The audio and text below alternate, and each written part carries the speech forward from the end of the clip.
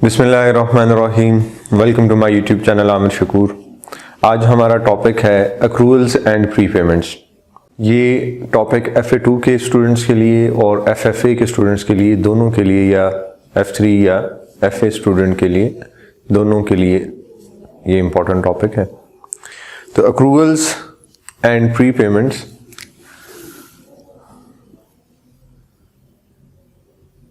accruals and prepayments। लेकिन जब भी हम प्रॉफिट एंड लॉस बनाते हैं तो प्रॉफिट एंड लॉस के पीछे जो कंसेप्ट होता है वो क्या है? वो अक्रूवल कंसेप्ट है या मैचिंग कंसेप्ट है। अक्रूवल या मैचिंग कंसेप्ट क्या कहता है कि जिस पीरियड की आप इनकम ले रहे हैं उसी पीरियड का आप एक्सपेंस भी लें। सेम पीरियड की इनकम सेम पीरियड के एक्सपेंस के साथ मैच करें, फिर आपको प्रॉफिट या लॉस पता चलेगा।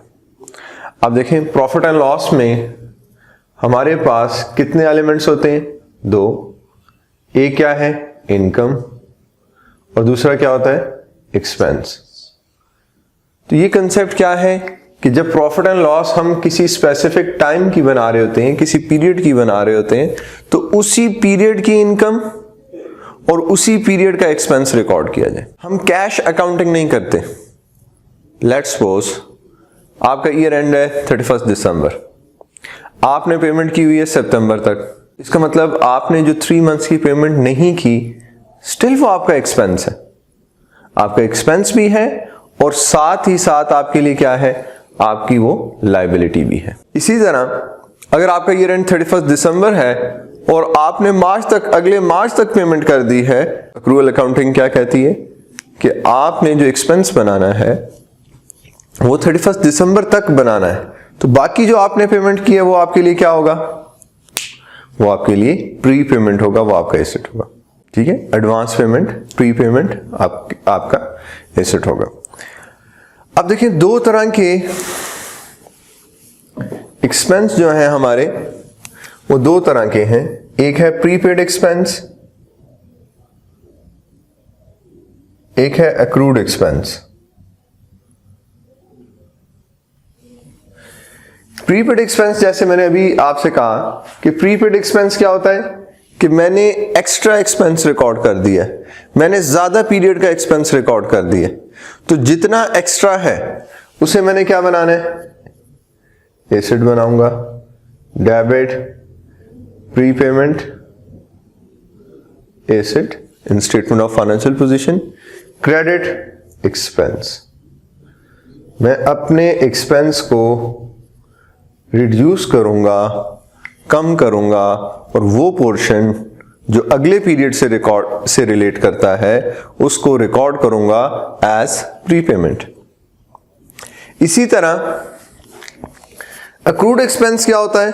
ऐसे एक्सपेंसेस जिसके अगेंस्ट आप बेनिफिट ले चुके हैं बट अभी तक पेमेंट नहीं की, तो जब पेमेंट नहीं की तो वो आपकी लायबिलिटी है, और क्योंकि पेमेंट नहीं की आपने एक्सपेंस रिकॉर्ड नहीं किया होगा, तो आप एक्सपेंस भी रिकॉर्ड करें और साथ ही साथ अपनी लायबिलिटी भी रिकॉर्ड करें। तो अक्रूड एक्सपेंस की डबल एंट्री क्या हो जाएगी? Debit, expense, credit, accrued expense, liability।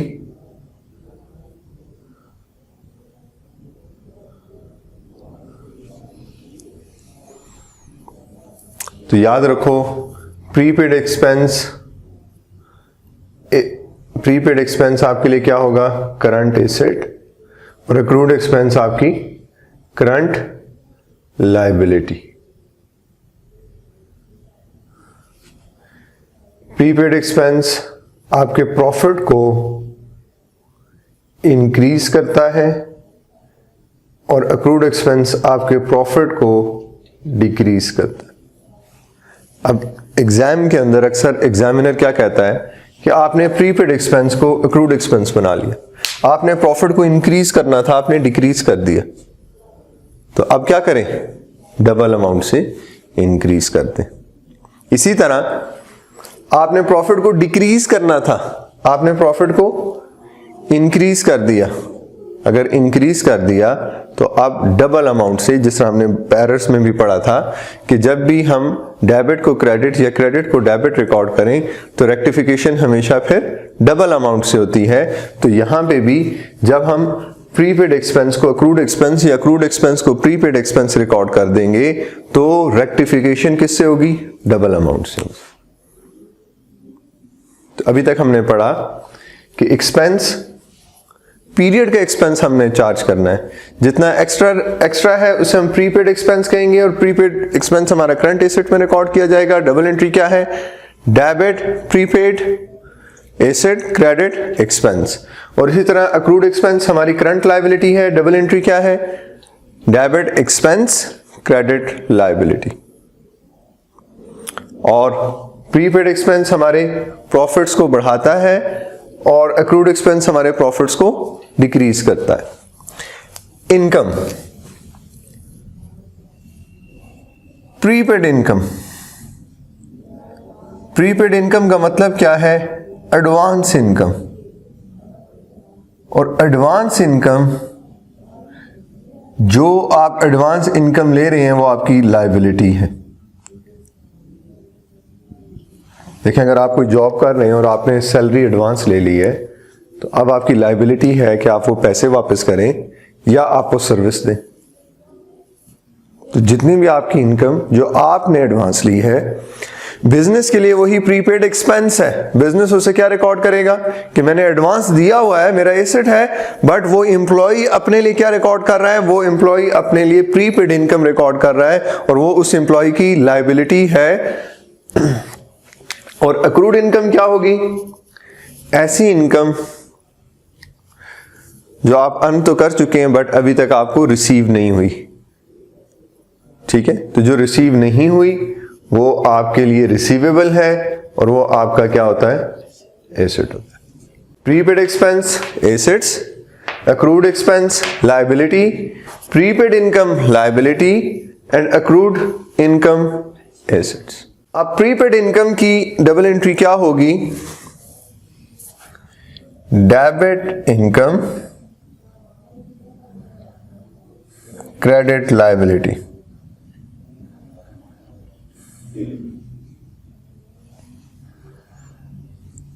और अक्रूड इनकम की क्या एंट्री होगी? Debit asset credit income. Accrued income आपके प्रॉफिट्स को इंक्रीज करेगा और ये प्रॉफिट को, प्रीपेड इनकम प्रॉफिट को डिक्रीज करेगा। तो हमने ये पढ़ा था कैसे इंक्रीज डिक्रीज हमें कैसे पता चलता है। अगर debit statement of financial position का एलिमेंट हो रहा हो, क्रेडिट प्रॉफिट एंड लॉस हो रहा हो, तो प्रॉफिट इंक्रीज होता है। तो यहां पे देखें, डेबिट प्रीपेमेंट, प्रीपेमेंट हमने कहा था एसेट है, एसेट कहां पे रिकॉर्ड होते हैं? स्टेटमेंट ऑफ फाइनेंशियल पोजीशन में। क्रेडिट एक्सपेंस, तो एक्सपेंस कहां पे रिकॉर्ड होते हैं? प्रॉफिट एंड लॉस में। तो जब भी एलिमेंट क्रेडिट किसका एलिमेंट हो रहा होगा? प्रॉफिट एंड लॉस का, तो प्रॉफिट इंक्रीज होगा। तो यहां पे भी देखो, डेबिट एसेट, एसेट्स कहां पे रिकॉर्ड होते हैं? स्टेटमेंट ऑफ फाइनेंशियल पोजीशन में। क्रेडिट इनकम, इनकम कहां पे रिकॉर्ड होती है? इनकम कहां पे रिकॉर्ड होती है? प्रॉफिट एंड लॉस में। तो जब भी क्रेडिट प्रॉफिट एंड लॉस होगा तो प्रॉफिट इंक्रीज होगा। और जब भी डेबिट प्रॉफिट एंड लॉस होगा, डेबिट प्रॉफिट एंड लॉस होगा मींस एक्सपेंस, एक्सपेंस रिकॉर्ड करेंगे तो आपका प्रॉफिट कम होगा। तो यहां पे देखें, debit expense, debit profit and loss, credit liability, liability should be reported in statement of financial position. तो debit expense credit liability profit decrease होगा। इसी तरह debit income, income is element of profit and loss, credit liability, liability is element of statement of financial position। तो debit income credit liability profit decrease होगा। तो अभी तक हमने क्या पढ़ा? अभी तक हमने पढ़ा कि accrual concept क्या है। accrual concept क्या कहता है? accrual concept कहता है पीरियड की कॉस्ट आपने प्रॉफिट एंड लॉस को चार्ज करें, उसी पीरियड की इनकम उसी पीरियड के एक्सपेंस आपस में मैच करें, और अगर आपने एक्स्ट्रा पेमेंट की हुई है एसेट बनाए, कम की हुई है लायबिलिटी बनाए। इस तरह इनकम ज्यादा रिकॉर्ड की हुई है तो उसे कम करें, लायबिलिटी बनाएं, कम रिकॉर्ड की हुई है उसे ज्यादा करें, एसेट रिकॉर्ड करें। इसके बाद हमें क्वेश्चंस किस तरह से अटेम्प्ट करने होते हैं,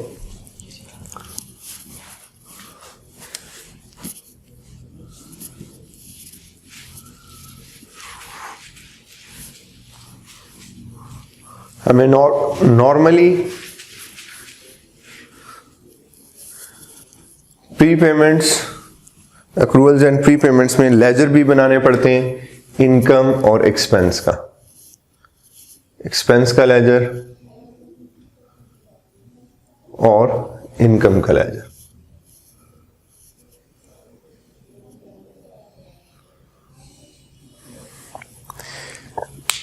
देखिए FA1 में बचपन में आपने पढ़ा होगा debit expense credit cash, debit expense credit cash.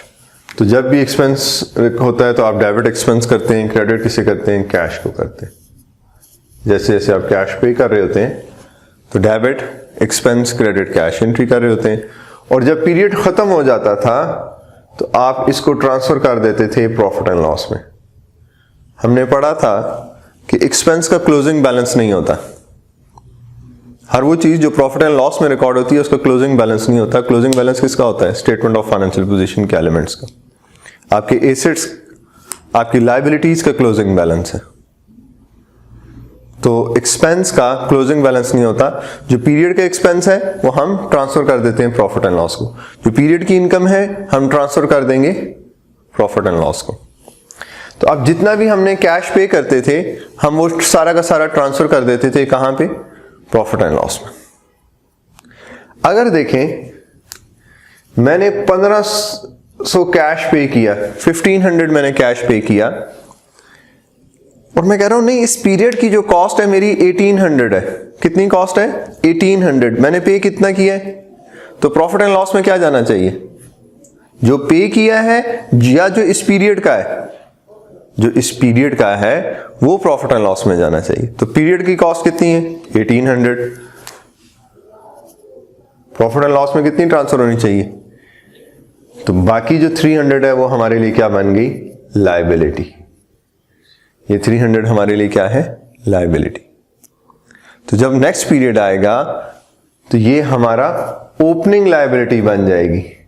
तो याद रखो हर लेजर में अगर ओपनिंग किसी भी लेजर के क्रेडिट साइड पे होगा तो वो क्या होती है, लायबिलिटी। क्लोजिंग अगर डेबिट साइड पे होगा तो वो भी क्या होगी, liability. Opening liability, closing liability. Cash paid, transfer to profit and loss. इसी तरह ऐसा भी हो सकता है कि मैंने 1500 पे किया है और मैं ये कह रहा हूं कि इसमें 400 एडवांस दिया हुआ है, तो इस पीरियड की कॉस्ट कितनी है, मैंने टोटल 1500 पे किया और इस पीरियड का 1100 बनता था, तो बाकी 400 क्या हो जाएगा, बाकी 400 मेरे लिए प्री पेमेंट हो जाएगा, क्लोजिंग एसेट। तो याद रखो फिर ओपनिंग भी यही होगा, opening asset, closing asset, opening liability, closing liability, किसी भी लेजर में opening asset, closing asset, opening liability, closing liability, cash paid, transfer to profit and loss, transfer to profit and loss. अब अगर वो आपको ओपनिंग क्लोजिंग बैलेंस दे दे, cash paid दे दे और आपसे पूछे कि बताओ प्रॉफिट एंड लॉस में कितना एक्सपेंस जाएगा, तो हम लेजर बनाएंगे, जस्ट लेजर बनाएंगे और फाइंड कर लेंगे। और फिर पूछे कि बताओ स्टेटमेंट ऑफ फाइनेंशियल पोजीशन में क्या चीज रिकॉर्ड होगी, तो स्टेटमेंट ऑफ फाइनेंशियल पोजीशन में ये क्लोजिंग बैलेंसेस जाते। अगर क्लोजिंग बैलेंस ये होगा तो ये क्या है, क्लोजिंग एसेट है। ये अगर क्लोजिंग बैलेंस होगा तो ये क्या है, क्लोजिंग लायबिलिटी है। और ये जो बैलेंस है ये क्या है, एक्सपेंस फॉर द ईयर है, फॉर द पीरियड है, चार्ज फॉर द पीरियड। इसी तरह इनकम के लेजर में भी जैसे अभी हमने बात की कि ये क्या है, opening asset, closing asset, opening liability, closing liability. Income या एक्सपेंस का ओपनिंग क्लोजिंग नहीं लिख रहे, हम एसेट या लायबिलिटी का ओपनिंग या क्लोजिंग लिख रहे हैं। तो अब इनकम कब एसेट होती है? हमने कहा था अक्रूड इनकम, ऐसी इनकम जो हम अर्न कर चुके हैं बट हमें अभी तक रिसीव नहीं हुई, तो वो हमारा क्या है? एसेट है। तो opening asset, opening accrued, closing opening liability, closing liability. Income के केस में आप जब भी कैश रिसीव करते होंगे, आप क्या एंट्री करते होंगे? Debit cash, credit income, debit cash, credit income. तो जब भी आप कैश रिसीव करेंगे, debit cash, credit income, income credit हो रही है, ये क्रेडिट साइड है, ये डेबिट साइड है, और ये अमाउंट है जो प्रॉफिट एंड लॉस में ट्रांसफर हो रही है। देखें, मैंने टोटल कैश रिसीव किया 1600, स्टिल 200 रिसीव करना था। कितना रिसीव किया? 1600 रिसीव किया, स्टिल 200 रिसीव करना था। इस पीरियड की इनकम कितनी है? 1800। जो रिसीव करना था वो आपके लिए क्या है? एसेट है, opening asset, closing asset. 16 plus 2, profit and loss में क्या चार्ज करेंगे? 1800। बहुत सारे क्वेश्चंस के अंदर आपको ये दो लेजर्स बनाने पड़ते हैं। बेशक आप F3 का पेपर अटेम्प्ट कर रहे हो, FA2 का पेपर अटेम्प्ट कर रहे हो, तो ऐसा नहीं है कि ये इन दो लेजर्स के बगैर आप पेपर अटेम्प्ट कर सकें। तीसरी बात, लेजर्स के बगैर भी आप क्वेश्चन अटेम्प्ट कर सकते हैं। कैसे? आपको वो ईयर एंड बता देता है हर सवाल के अंदर। आप खुद year and year start find कर लेते हैं, आप एक लाइन ड्रॉ कर लेते हैं,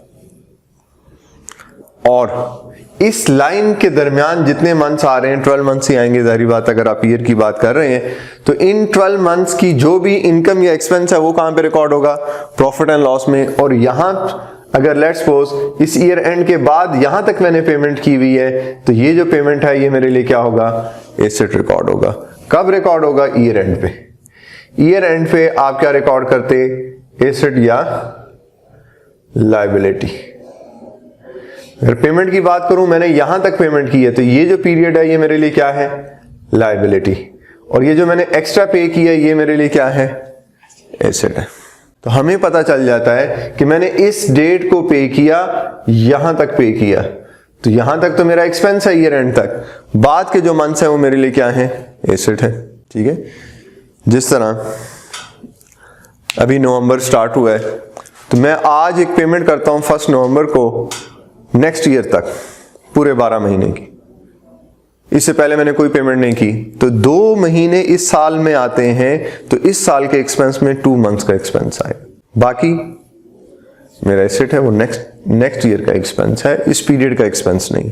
इसी तरह इनकम की बात करें, अगर कॉलेज आपसे एडवांस इनकम ले रहा है, एक मंथ में वो 3 मंथ्स के पैसे ले रहा है, तो वो जो 3 मंथ्स के पैसे हैं वो लायबिलिटी या इनकम नहीं है। जैसे जैसे मंथ गुजरता जाएगा लायबिलिटी कम होती जाएगी और इनकम बनती जाएगी। ठीक है। तो अगर आपने इसी तरह ये देखें, इस साल का मुझे पेमेंट मैंने एक्सपेंस फाइंड करना है, तो एक पेमेंट पिछले साल में की थी, ये मंथ्स इस साल में फॉल कर रहे हैं, और ये जो पेमेंट अभी की है ये मंथ्स इस साल में फॉल कर रहे हैं। तो इस पेमेंट का लेट्स सपोज 6 मंथ्स है, तो 6/12, इस पेमेंट का 6/12, तो ये मेरे 12 मंथ्स का एक्सपेंस बन गया। हो सकता है कि पिछली जो पेमेंट थी वो कम थी, इस साल ज्यादा है, तो पिछली पेमेंट की 6/12, इस पेमेंट की 6/12, दोनों को ऐड करेंगे तो आपके पास पूरे पीरियड का एक्सपेंस बन जाएगा। और अक्रूवल या प्री पेमेंट कब देखते हैं? ईयर एंड पे। ज्यादा पेमेंट की हुई है, एसेट प्रीपेड, कम पेमेंट की हुई है तो क्या बन जाएगा? लायबिलिटी। और इनकम का केस हो, ज्यादा इनकम रिसीव की हुई है, लायबिलिटी, कम रिसीव की हुई है तो वो रिसीवेबल है, कम रिसीव की हुई है, रिसीव करनी है, तो जो चीज आपने रिसीव करनी है वो आपके लिए क्या बन जाएगा? एसेट बन जाएगा। तो आप लाइन ड्रॉ करके मंथ्स आपने जरूर याद रखने हैं, मंथ्स काउंट करने आपको आने चाहिए। क्वार्टरली पेमेंट्स होती हैं, तो क्वार्टर का क्या मतलब होता है? 3 मंथ्स, एक साल में 4 क्वार्टर्स होते हैं और हर क्वार्टर 3 मंथ्स का होता है। इसी तरह अगर वो आपको ईयर एंड बता दे 30 सितंबर 20x6, तो ईयर स्टार्ट कब होगा? 1 जनवरी को अगर आप ईयर स्टार्ट करें तो 9 मंथ्स बन जाएंगे ना। तो ये वाला साल जो कहां पे खत्म हो रहा है, 30 सितंबर 2006 को खत्म हो रहा है। तो आपने हमेशा क्या करना है, इस डे से एक दिन आगे जाना है, साल पिछला कर देंगे। सितंबर के बाद क्या आता है? तो इसका मतलब 1 अक्टूबर 20x5 को ये ईयर स्टार्ट हुआ था। अब यहां से यहां तक गिने तो आपके 12 मंथ्स पूरे हो जाएंगे। तो ये आपके पास ओपनिंग है, ये क्लोजिंग है इस दिन। और साल चेंज तब नहीं करते अगर यहाँ पे 31 दिसंबर होता, 31 दिसंबर 20x6 होता, फिर 1 जनवरी 20x6 ही आता, फिर हम साल चेंज ना करते। अदरवाइज कोई और डेट होगी तो हमने एक पिछले साल, एक प्रीवियस ईयर एक साल पीछे जाएंगे। तो ये पूरा 12 महीने का आपके पास लाइन ड्रॉ हो गई। इन 12 महीनों का एक्सपेंस प्रॉफिट एंड लॉस में, इन 12 महीनों की इनकम प्रॉफिट एंड लॉस में, इररिस्पेक्टिव आपने पे किया है या रिसीव किया है, नहीं किया, ज्यादा किया है, कम किया है। अक्रूवल कंसेप्ट क्या कहता है? जो पीरियड कॉस्ट है वो उसी पीरियड को चार्ज करो, जो पीरियड की इनकम है उसी पीरियड में रिकॉर्ड करो। This is accruals and प्रीपेमेंट्स।